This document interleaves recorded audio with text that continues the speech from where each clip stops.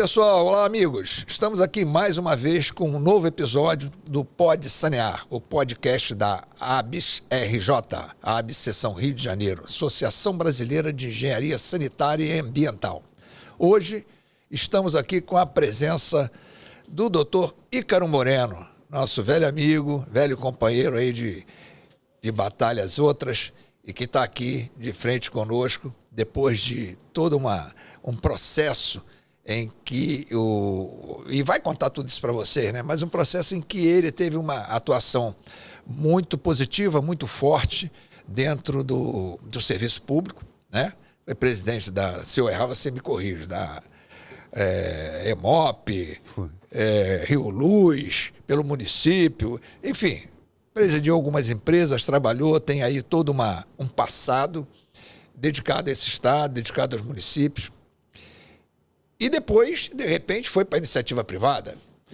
Viajou, foi trabalhar fora. Mas ele que vai contar essa história toda. Agora está de volta, é importante estar aqui com a gente.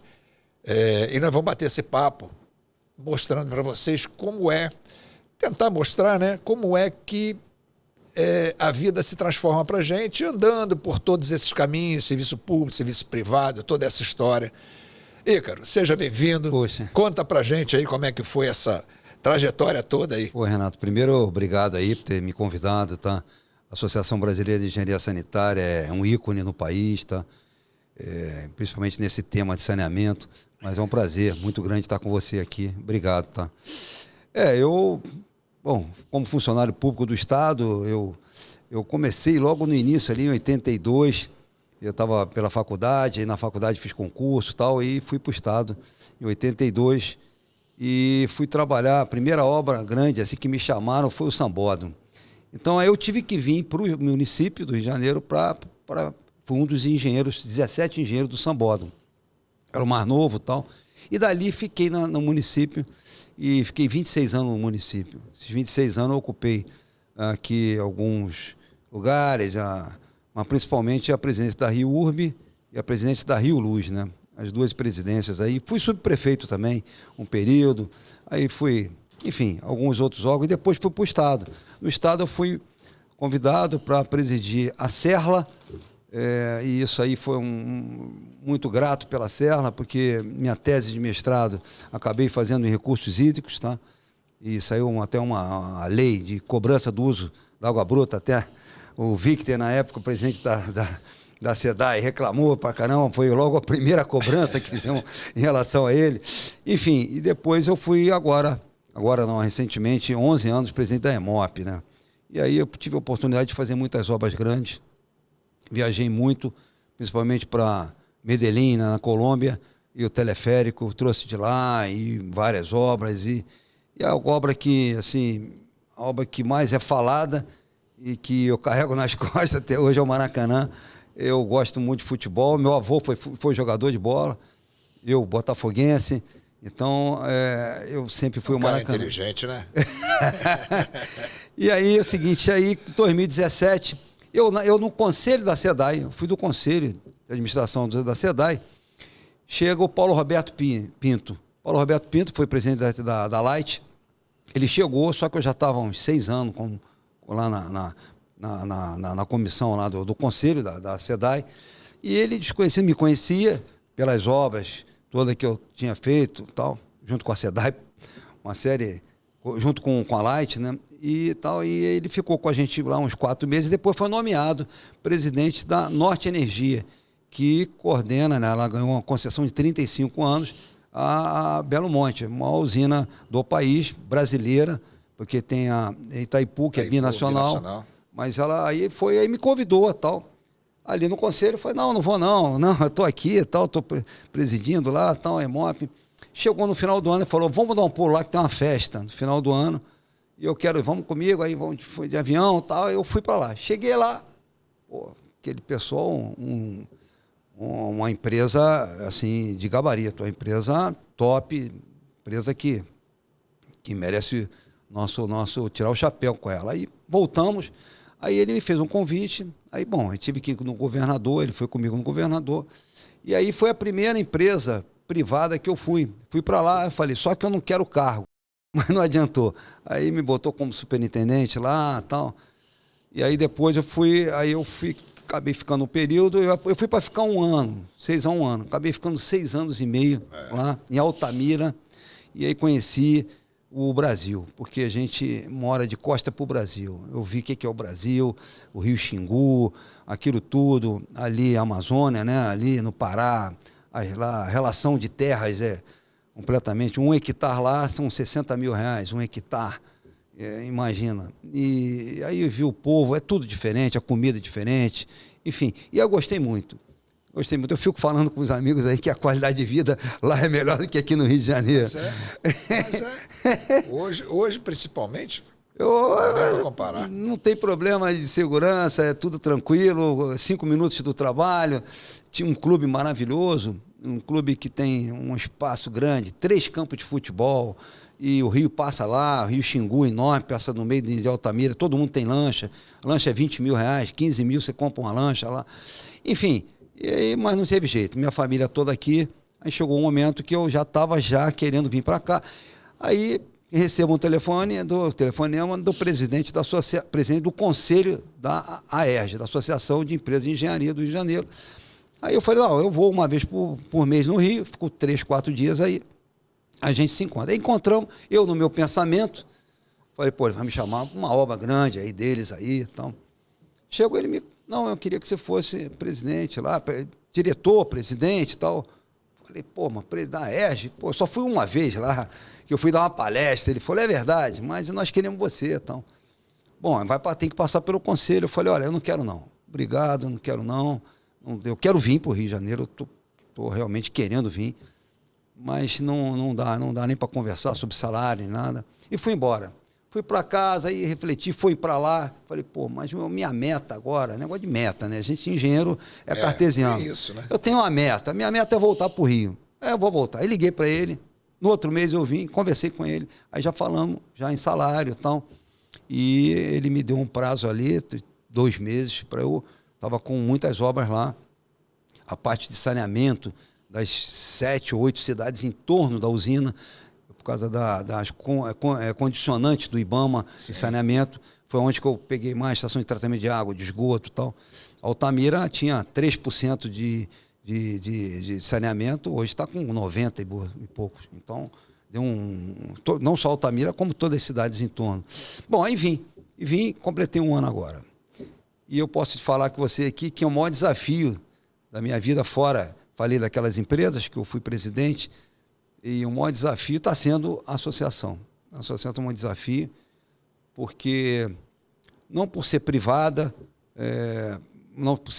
mas pela evolução do mundo, né? A evolução do mundo, o momento do mundo, né? O mundo hoje está muito, assim, um mundo... 70% da população mundial está na internet. Então, você imagina as 20 mil, 30 mil startups diárias.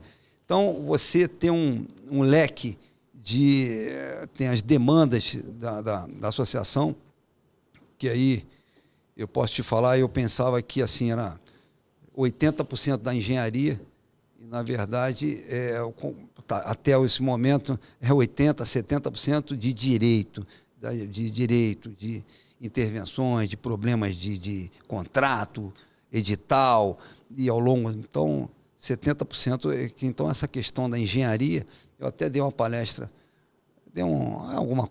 uma palestra lá que eu dei outro dia no auditório, falando sobre essa interface, quer dizer, essa conjunção, né? Essa união que cada vez mais... Tem empresas de engenharia, agora eu estou sabendo, que tem a quantidade de advogados, a mesma... do que engenheiro. Já soube disso também. Não, porque o que eu tenho enfrentado é isso, quer dizer, eu tô me capacitando, eu estou me capacitando na nova legislação, 14.133 de licitação, é uma nova, tem muito questionamento, muito debate em relação a ela.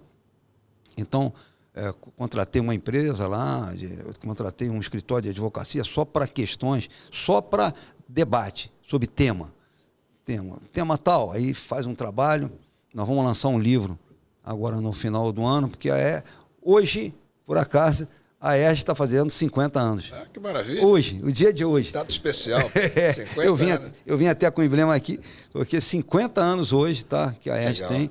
Uma empresa uma associação que a maioria das obras no Rio de Janeiro foram feitas por ela. Sim. Grandes obras, todas grandes obras. A associação tinha 300 e poucos empresas. Aí deu uma caída grande. A engenharia, como toda no país, deu uma caída.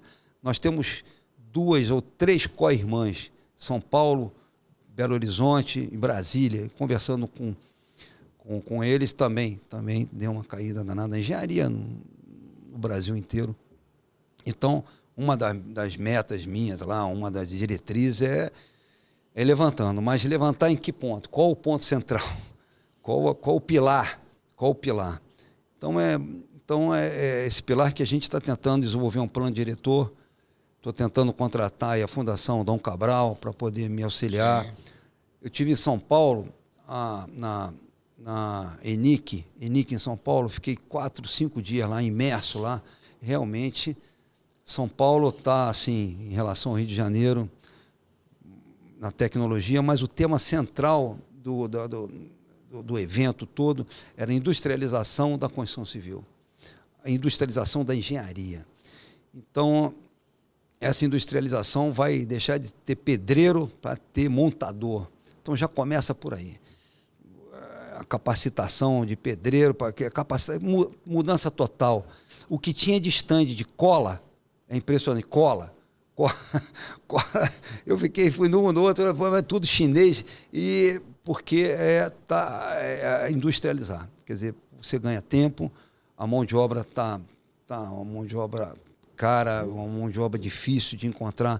Grande parte da mão de obra da construção civil, da engenharia, da construção civil, foi para a montadora, as fábricas de automóveis, as fábricas. Então ela está mudando, mas é uma mudança enorme. Que eu estava falando há pouco agora, 70% da população mundial está na internet. 70% delas.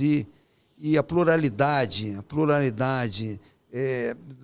das pessoas, a pluralidade que entra na internet, nesse canal, assim dizendo, ela é uma velocidade grande. Eu estava dando uma lida na parte de gráfica, por exemplo, na gráfica, na época, na imprensa, né? Demorou 50 anos para poder ela ser considerada, se desenvolver. Televisão foram 30 anos. Hoje, um dia equivale a quase um ano. Um dia. Isso é impressionante. Essa velocidade não é brincadeira. Então, que associação? Eu tenho perguntado, eu tenho estudado. Que associação, qual os produtos que essa associação pode dar? É um hub, é multidisciplinar. Eu estou na parte de direito, agora a questão tributária, a reforma tributária, estou estudando, estou num curso de reforma tributária, ela muda completamente o que vinha. Você, em vez de botar tijolo em São Paulo quase não fala mais, é steel frame. Então, quer dizer, se você tiver sustentabilidade na tua produção, na tua cadeia, você vai ter créditos. Então, que cadeia é essa? Que produtos novos? Como é que faz? Como é que vem isso? Então, mas é um desafio grande, eu estou gostando. Mudou assim meu norte, mudei a chave.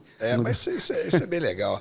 Mas, Ícaro, diz uma coisa, você, com a formação que você tem, com a série de cursos, especializações e outros principais mestrados, enfim, com a gama de conhecimento, com a visão que você tem, hoje você entra na iniciativa privada, trabalhando pela AERJ, volto a colocar como presidente da Associação das Empresas de Engenharia do Estado do Rio de Janeiro.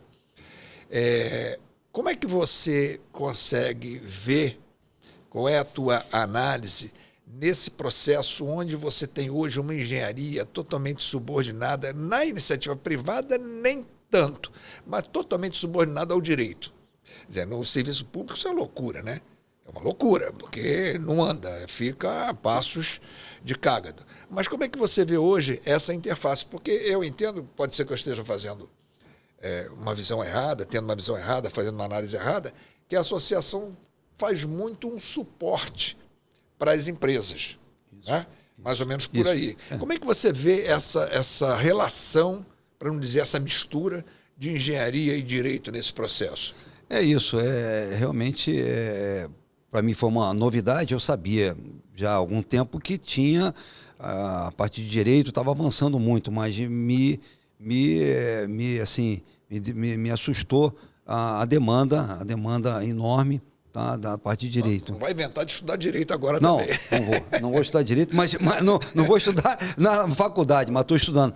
Eu vou citar aqui um exemplo que você vê como é que é complexo esse negócio. A nova lei, tá, 14.133, ela é clara, objetiva, bem clara, lendo no artigo 59, bem claro, que o desconto máximo é 25% numa licitação. O desconto máximo dela é 25%. Bom, aí está bem claro Eu fico meio arrepiado quando falo, desculpa, eu fico meio arrepiado quando falo desconto máximo. É o que nem estou falando aí, que o emissário tem que ter no máximo uma determinada distância. Porra, as coisas que a gente fica meio doido, né? O desconto máximo é 25%, porque já é um quarto, né? Já é 25%. Sim. Um quarto Não já estou é. dizendo que esteja errado, Já é que eu fico pesado. arrepiado. Mas o que acontece? O TCU, que quem regula essa parte toda de direito, mas não é nem a Justiça, é o Tribunal de Contas da União, TCU. O TCU coloca um acórdão, esse acórdão está valendo para tudo. Então, o TCU entendeu que, diferente dos legisladores, que botaram bem claro que é 25%, entendeu que a presunção tem que ser não absoluta e relativa. Tem que ser relativa e não absoluta, 25%. Então, desde que a empresa mostre execuibilidade naquela obra, que ele tem capacidade de fazer aquela obra naquele preço que ele está dando e na qualidade solicitada pelos editais, pelas obras, né? Muito bem, isso aí abriu assim uma porteira, porque o Estado não está preparado, as comissões de licitação, de fazer uma análise, o cara que dá 30%, 35%, 40% de desconto, estão dando 40%. Óbvio, eu já peguei coisas desse tipo, acho absurdo, mas... Como 40% de desconto, vai até o fim, não vai parar no meio, vai ter aditivo, vai ter aquilo tudo. Então, como é que chega? Então, como é que o poder público consegue fazer uma análise da execuibilidade da informação da empresa?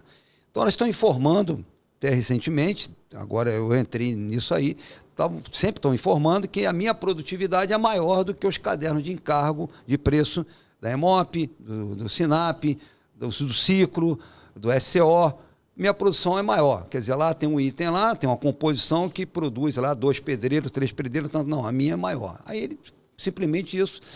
Aí eu criei um grupo de trabalho, a gente estudou isso e criamos critérios objetivos. Porque para um funcionário público, já que eu fui do outro lado, um funcionário público, você também foi, claro, a gente lá, como uma empresa que dá 40% de desconto e a outra dá 10%, como você dá ganho para os 10% se você não vai para o jornal? No dia seguinte está no jornal. Tribunal de Contas, Ministério Público, pô, tem uma de 40%. Então, criamos critérios objetivos para análise dessas que deu 40%. Critérios objetivos. Aí fomos para um deputado, fomos com o Júlio Lopes, conversamos com ele, ele hoje tem um PL lá em Brasília, avançando, e nós estamos junto com São Paulo, com a ENIC, com o CEBIC, conversando junto. Eles também têm uma lei lá, mas parece que tudo está caminhando dentro de critérios objetivos para poder... Então, eu só citei esse caso, como esse, tem mais uns 5 ou 6 que está no mercado, e com isso nós estamos com muitas obras paradas no país. O governo federal fez uma análise, estamos com quase 60% de obras paradas. Loucura isso, né? Uma loucura. Porque também eu tenho conversado com os tribunais de contas, principalmente com o presidente do Tribunal de Contas do município, que é o Guaraná, meu amigo de muitos anos, sobre o início de todo o processo, o início de todo o negócio. Se não for nobre, se não for uma coisa... É uma criança que você não cuida dela, depois você não consegue lá na frente. Então, se sai um projeto, se sai uma obra, sem um projeto, pelo menos um projeto, não estou falando nem executivo, um projeto básico, consistente, você ao longo de toda a obra vai tendo problema. Um orçamento. Então, isso é um beabá, mas um beabá que isso é complicado. Isso é complicado, tanto aqui no Rio como no país inteiro. E, inclusive, a legislação, ela fala claramente, que eu já li umas 10 vezes, obra comum. O que é obra comum? Obra comum, para mim, toda obra é complexa. Obra comum é o quê? Pintar uma parede é obra comum? Calma, pintar uma parede, se não for bem pintada dentro da norma, a gente já vê aquilo descascar em um mês. Que tipo de tinta? Quer dizer, toda obra tem especificação, tem detalhe. Então, ele caracteriza obra comum, que não precisa de projeto. Obra comum, basta um termo de referência e um croquis. Então, tem muitas obras saindo de 150, 160 milhões recentemente. Como comum. Como comum, 160 milhões como obra comum, e aí é pregão. Pregão, é uma disputa. O outro dá, é que ele vai na guerra é 41%, vírgula, não sei. Pô, peraí, uma obra de 160 milhões, uma obra de fresagem, de base, de troca de base, coisa complexa, que precisa fazer uma análise do solo, do subsolo, precisa de engenharia ali. Obra comum, e aí é pregão e a licitação com um croquis. Então, isso que, respondendo a tua pergunta, quer dizer, toda essa problemática misturada, engenharia com jurídica, está levando a obras paradas, a população que está sofrendo. Meu tema, meu lema lá é população, quer dizer, vai fazer uma escola, é fundamental, um hospital é fundamental, e aquele hospital para no meio, está parado. A gente vê o Museu da Imagem do Som. O Museu da Imagem do Som, eu estava aqui, que a estrutura dela toda, eu acabei o Maracanã e fui para lá. E acabou uma estrutura, está lá, eu fui embora em 2018, parar, voltei agora e continua parado. Só citei esse exemplo, quer dizer, ali é um centro cultural, enfim. Citei esse exemplo, que inclusive já está o material em frente para o mar, maresia lá. Imagina. Então, no fundo, quer dizer, a parte de infraestrutura, quer dizer, as obras, de uma forma geral, a população recai na população, não tenha dúvida. Porque quando retorna com um novo preço. É verdade. Você conhece muito bem isso. É verdade. Então, é isso. Quando você fala nos 40%, nos 25%, como limitação atual, né? Você coloca um ponto onde existe uma diferença muito grande em relação ao que era a 8666, que depois foi modificada também, né? Isso. Então, naquela época você tinha, em que ela vigia, você tinha faixas, tipos de modalidade de licitação, né? Tinha convite, tomada de preço, concorrência nacional, internacional, aquelas coisas. E você tinha variáveis de preço que limitavam isso, né? Hoje, como você vê, eu estou falando, pegando só um ponto onde você cita uma modificação. Você vê outros pontos que tenham tido modificações radicais com a 14133? Eu falei... Tão radicais como essa? Eu falei essa de 25, falei a questão da obra comum, que está... A obra comum, obra comum, é um negócio assim... O negócio está bem claro. Eu já li umas 10 vezes o texto e já perguntei a vários engenheiros o que é, e já perguntei a advogados. É fácil, né? O que é isso? Então, isso aí está levando a esse conceito. Tem mais alguma coisa nesse processo? Tem mais algumas coisas. Tem algumas coisas. Imagina, tem a questão da licitação fechada ou aberta, tá? Ele não dá alternativa em alguns tipos de modalidade. Por exemplo, a ata agora que era na 866 tinha a ata de preços. Sim. Hoje está na legislação com muito mais detalhes, tá? E o pessoal está usando muito a ata de preços também, considerando esse preço, quer dizer, ela levou a obra comum. Quase todas elas estão buscando uma ata pela obra. Vai buscando uma alternativa. Sair, né? Elas vão saindo. Então ela, na verdade, ela está precisando. Está acontecendo em São Paulo. São Paulo, eu tive já umas 3. Já teve alguma modificação? Não teve. Não teve. Era tempo, né? Ela é de 2020. 2021. Mas já era tempo. 4 anos isso aí.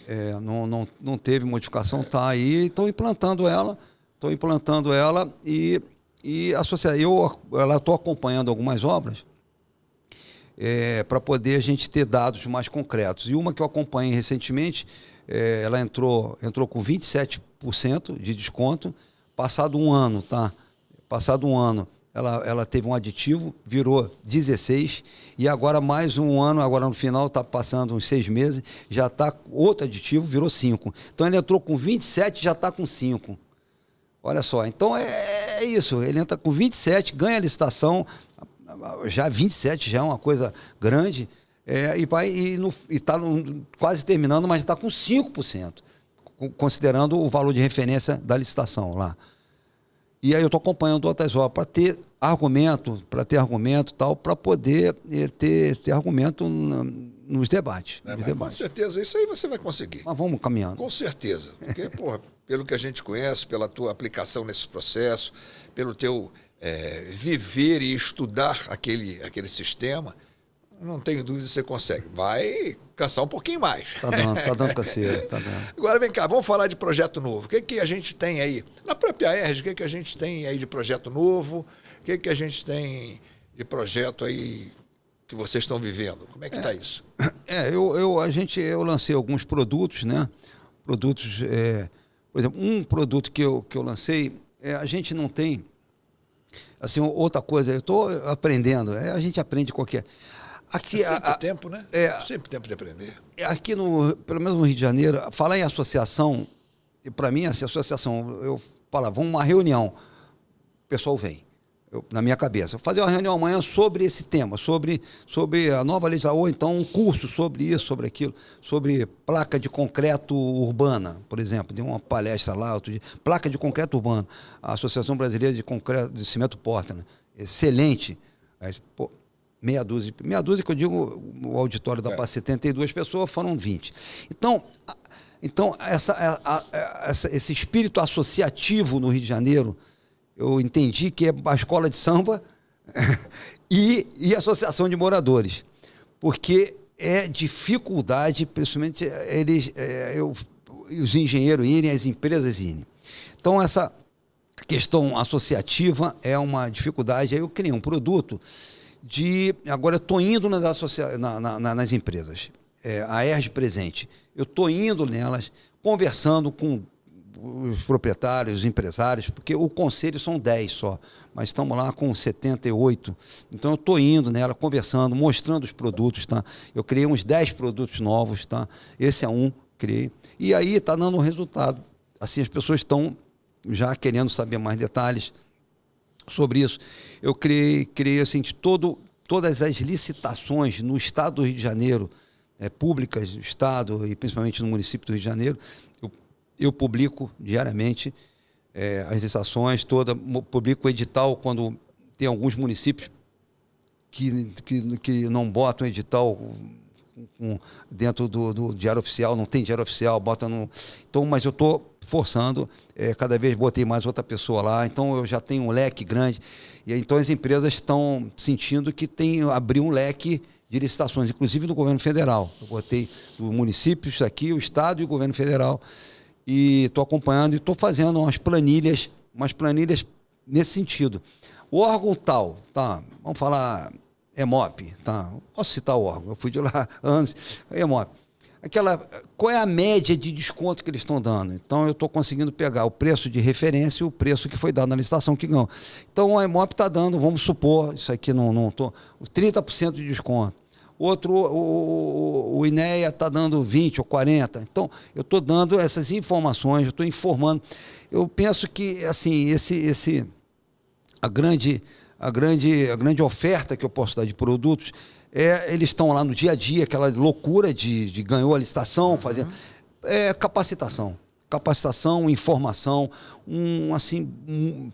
as notícias diárias, por exemplo. No caso, está até aqui comigo um jornalista que foi da Globo, foi do Jornal do Brasil, foi em vários lugares. Então, as notícias que eu estou informando para ele diariamente, ao longo toda sexta-feira eu publico as licitações que vão ter no estado do Rio de Janeiro para a semana seguinte e para daqui a 15 dias. Então, se o cara distraiu um pouco, olha, essa semana que vem vão ter, segunda-feira vai ter essas licitações na SEDAI, na EMOP, não sei o quê, em Maricá, em Petrópolis e tal, terça-feira tal. Então, eu estou dando produtos dessa forma para eles, tá? Produtos jurídicos também, produtos, artigos, muito artigo da área econômica, também estou dando. Por exemplo, citar a prefeitura. Prefeitura, nós estamos em julho, vamos assim dizer, ele de 580 milhões, ele assim, pago, né? Pago é no 9,8%, não chega a 10%. Então, quer dizer, a prefeitura, e dados da prefeitura. Então, eu estou fornecendo esses dados. Olha, pessoal, até agora estamos no meio, então liquidou 9,8% e pagou 9,5%. Nós estamos em julho de 580 milhões lá para esse ano. Então tem uma interrogação ainda. Então meu papel é porque eles estão me cobrando também. Estão me cobrando. Porque exatamente, você falou aí, a gente está dando apoio, assim, casos individuais. Eu criei um produto para casos individuais. O advogado, o economista que eu tenho lá, casos individuais. Mas o foco mesmo é casos gerais, casos globais. Os casos que eu citei aqui são casos que abrangem todas as empresas. Tá? A sobrevivência da associação lá, não sei como estou só colocando, deve ser em função dos seus associados, as empresas, não é isso? Que devem ter lá uma taxa que eu não sei como que é colocada. São cinco faixas conforme ao capital social. Sim. Então, cada um faz a sua contribuição, que não é obrigatória. Mensal é. Mensal é. Mensal é obrigatório, é mensal. Se ele não fizer, ele sai da associação. Pois no nosso caso, lá na associação, na ABS, eu estou querendo fazer um comparativo disso. Sim, estou entendendo. A gente sobrevive exatamente das mensalidades, não, das anuidades, porque lá é anuidade. Das anuidades, isso é teórico. Porque, na verdade, se a gente não criar evento, não tem sobrevivência. Evento. Não tem sobrevivência. E o cara deixa de ser sócio. Eu estou querendo fazer mais ou menos isso. Lá também, isso. Só que é mensal, não é anual, é mensal, todo mês. É uma cota, né, um percentual relativo ao capital social. E também eventos, tá? Pois o último evento eu tive um lucro, assim, representa tem que ser isso. Porque o que eu ia dizer é o seguinte, é que se você, com uma associação, você não se fortalece a nível de entregar para os teus associados matérias e projetos que eles têm interesse, exatamente. Você se esvazia. Daí a necessidade de você... De ter uma pluralidade. Exatamente. É isso que eu digo. A pluralidade, eu estou dando pluralidade. Jurídica, economia, engenharia também. E nessa história a gente criou um produto que, assim, eu desenvolvi na época da EMOP, um produto de melhoria habitacional em áreas carentes, favelas, tá? Então, já tinha isso, muita gente já fez, mas eu criei uma metodologia que deu certo. Fiz 40 casas ali no Morro da Coroa e as 40 casas, no final, o que não foi ao longo, foi tranquilo o caminhar, né? Mas tranquilo porque teve uma metodologia. Metodologia junto com o social, junto com a população, junto com o morador. E o resultado que foi interessante, todas as 40 casas compraram móveis novos. Então, a ideia do pertencimento, que aquilo dali, que ele nunca... aquela cozinha dele que era um caos, ele não conseguia recuperar a cozinha, vazamento, banheiro, vazamento também, muitas sem telhado. E o resultado foi excelente porque, inclusive, algumas perguntas eu fui lá no final, tal, e eles falaram que, eu prefiro isso aqui do que Minha Casa Minha Vida. Porque aqui eu moro há 50 anos, aqui meu vizinho conhece, só que eu não conseguia, minha casa é horrível. Esse é o teto novo? Exatamente. Teto novo. Eu botei o nome de teto novo. Bom, aí a prefeitura desenvolveu também e tal, e eu botei ele. Então, eu fiz uma parceria com a Cal agora, tá? Então, até, talvez, início mês que vem, eu estou assinando com ela. Ela vai fazer os projetos e a prefeitura. Então, vai ter as prefeituras, tá? Estou fazendo um convênio com a prefeitura, a Cal vai pagar os arquitetos, tá? E a ERJ, no caso, a metodologia, eu vou entregar a metodologia. A metodologia é simples, mas tem reuniões, antes de começar, bem detalhadas reuniões com a família. Sim. Com a família para... ela quer aquela senhora lá, ou então... a garota de 15 anos, tal, que é o quarto dela rosa. Nunca teve isso. Aí a gente vai e bota rosa. Claro que tem padrões. Lógico. Padrão para esquadria e tal. Na verdade, dar assim, se ele tem um pilar no meio da sala, vai ficar com o pilar. Agora, se ele tem uma trinca, eu conserto a trinca, caso eu consiga, com preço razoável. Isso fica em torno de 35 a 40 mil reais uma casa. É da salubridade, na verdade é da salubridade. E aí já que estamos aqui falando aqui na Abis, tá? E eu coloquei uma pimentinha nessa história. Eu já fiz muito, como você já deve ter feito, quase todas essas favelas do Rio de Janeiro, não digo todas, mas 60%, a parte de esgoto, a parte de saneamento. E realmente é difícil, tá? Então, eu coloquei nesse projeto um biodigestor na saída da casa. Sim. Então, toda a casa com biodigestor ali. Então, a rede pode funcionar, não funcionar. Eu coloquei uns 100 biodigestores lá em Altamira, lá na área ribeirinha lá, e o resultado, pela legislação da 888 da normativa do Ministério da Saúde, ela atende,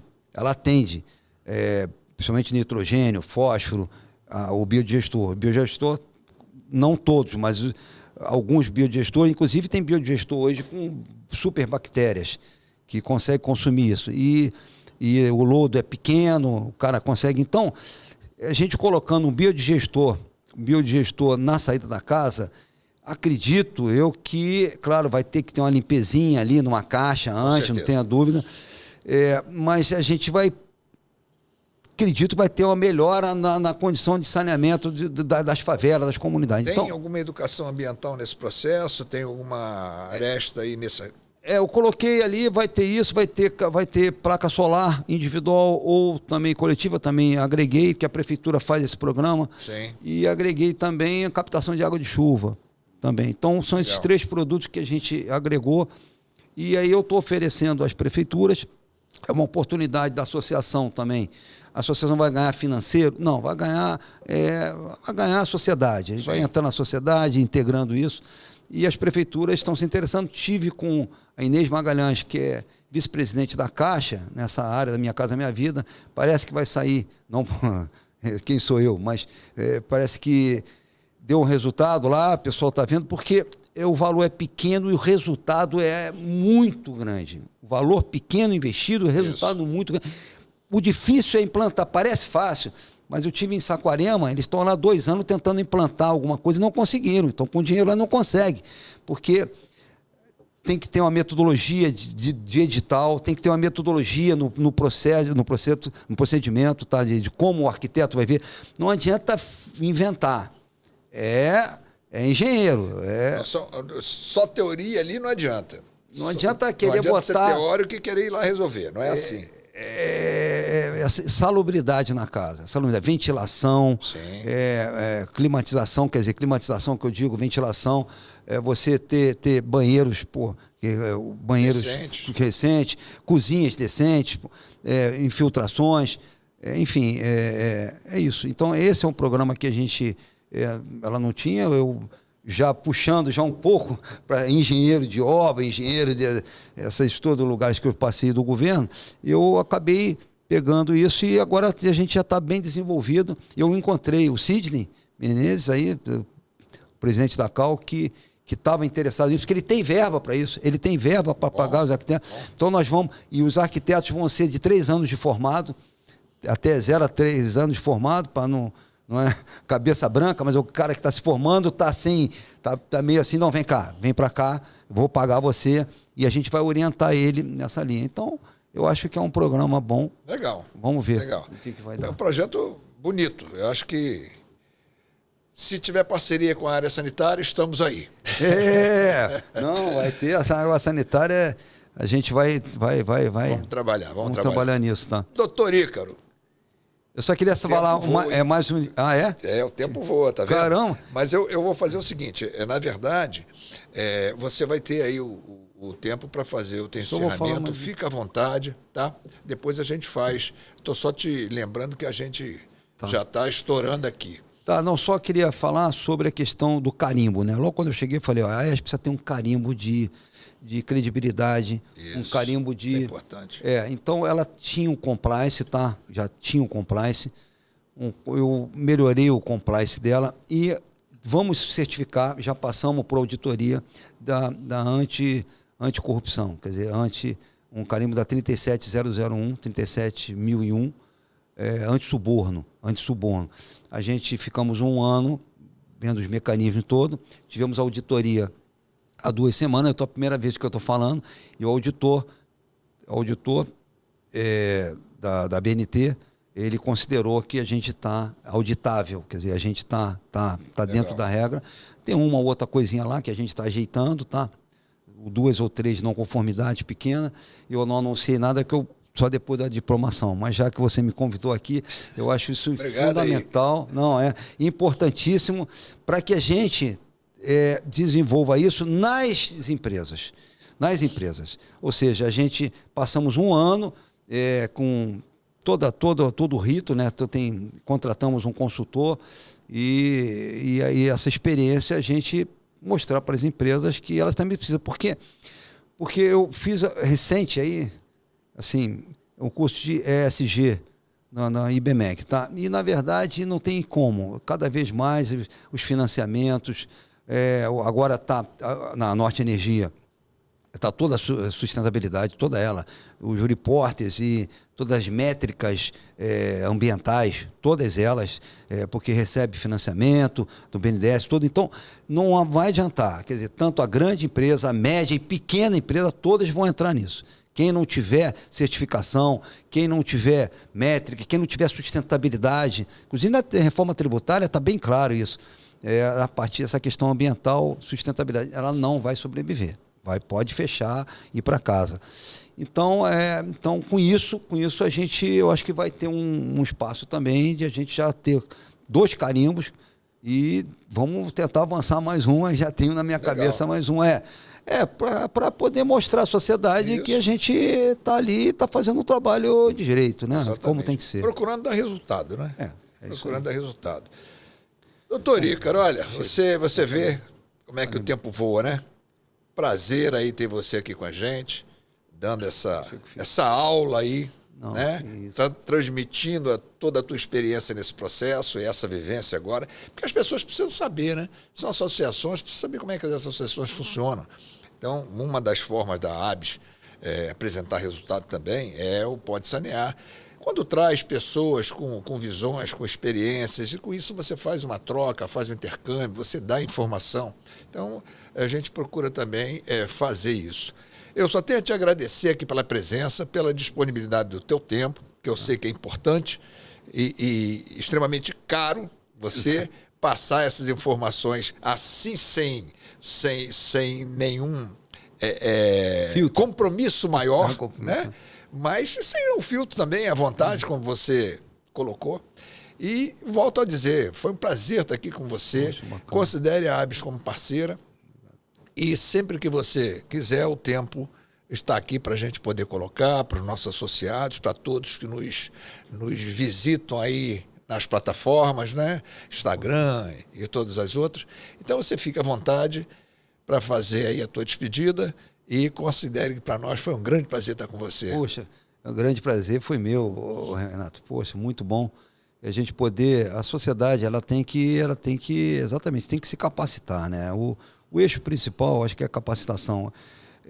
Capacitação em todas as áreas, porque cada dia mais a pessoa tem que saber mais, porque é isso que eu falei, esse movimento mundial de tecnologia, de inovações. Então, não dá para ficar parado. Então, a capacitação é um eixo principal delas. Então, essa oportunidade de estar aqui na ABS, poxa, a ABS é a Associação Brasileira de Engenharia. Logo quando eu me formei na UERJ na parte estrutural. Logo depois eu vi estrutural. Eu também, mas não foi na UERJ, não foi estrutural. Aí eu falei, mas eu quero mais contato com a gente, eu gosto de gente, né? Aí fui fazer a pós-graduação na parte ambiental, na parte de saneamento, lá com o Breno Marcondes, professor Breno Marcondes. E fiz essa parte que hoje está lá Foi meu professor também, o Breno. O Breno, né? Aí eu fiz ali, aí gostei, mas nessa aí tinha muita gente da SEDAI que eu conheci na turma lá, estava comigo. E aí eu fui nessa área de saneamento e tal. Mas então a ABS sempre sempre me despertou uma coisa fundamental para o país, né? Para tudo, para a saúde, para tudo. E ela deu um salto, a saneamento deu um salto com a nova nova regra, né, do saneamento. Enfim, obrigado aí, eu que agradeço muito essa parceria, estamos juntos para poder oferecer para a população a melhor coisa, que a gente melhore as obras, que melhore o saneamento. Nós, engenheiros, estamos aí para isso.